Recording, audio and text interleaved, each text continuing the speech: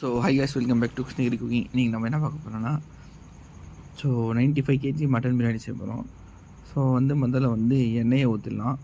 எண்ணெயை ஊற்றிட்டு பட்டை, லவங்கு, ஏலக்காய் போட்டுட்டு வெங்காயம் போட்டுட்டு பொன்னிறமாக செவந்துட்டு பின்னாடி இஞ்சி பூண்டு பேஸ்ட்டு, மிளகாய் தூள், உப்பு போட்டு நல்லா வதக்கிடலாம். ஸோ வெங்காயம் நல்லா பொன்னிறமாக சேர்ந்துருச்சு.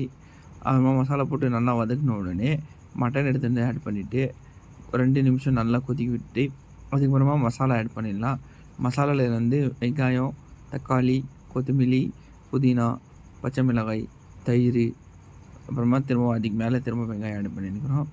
ஸோ இது நல்லா ஹை ஃப்ளேமில் கொதிக்கிறதுக்கு நம்ம நல்லா கிண்டிட்டு சைடில் எல்லாம் கொஞ்சம் லைட்டாக தண்ணி தெளித்து விட்டுட்டு மூடி போட்டு நல்லா கொதிக்க விட்டுடலாம். ஸோ நீங்கள் இந்த மாதிரி மூடி போட்டுட்டு ஒரு 2 நிமிஷம் நீங்கள் ஓப்பன் பண்ணி கிண்டி விடுங்க.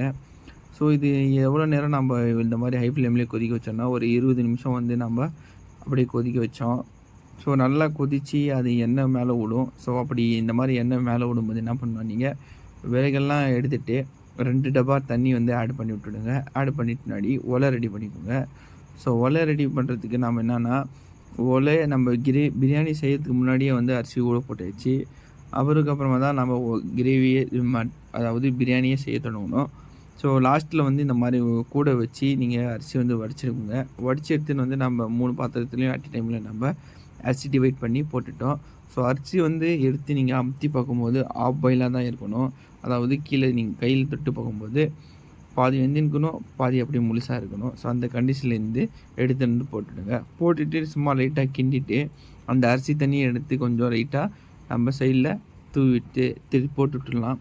ஸோ போட்டுட்டு முன்னாடி மேலே நெருப்பு போட்டு துணி கட்டி மூடி போட்டு அப்புறமா நெருப்பு கட்டிட்டு அப்புறமா சைடில் எல்லாம் நெருப்பு நம்ம ரவுண்டாக ரிங் மாதிரி கட்டிட்டா ஒரு 20 நிமிஷம் கழித்து நம்ம பிரியாணி தம் எடுத்தால் நம்ம பிரியாணி ரெடி ஆகிடும். ஸோ தான் நம்மளோட லாஸ்ட் அவுட்புட் எப்படி இருக்குதுன்னு மட்டும் பாருங்கள்.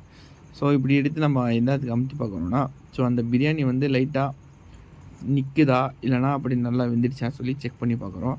ஸோ அந்த பிரியாணியை நம்ம அமுத்தி பார்க்கும்போது சூப்பராக ரெடி ஆகிடுச்சு. ஸோ இந்த வீடியோ உங்களுக்கு பிடிச்சிருந்தா லைக், ஷேர் கண்டிப்பாக பண்ணுங்கள். அதுக்கப்புறமா இந்த வீடியோவில் கடைசியில் நான் பிளேட் அடித்து காமிச்சுருக்கிறோம். ஸோ அவ்வளோதாங்க. இந்த வீடியோ உங்களுக்கு பிடிச்சிருந்துக்குன்னு நினைக்கிறேன். லைக், ஷேர் கண்டிப்பாக பண்ணுங்கள். Tata bye, see you later.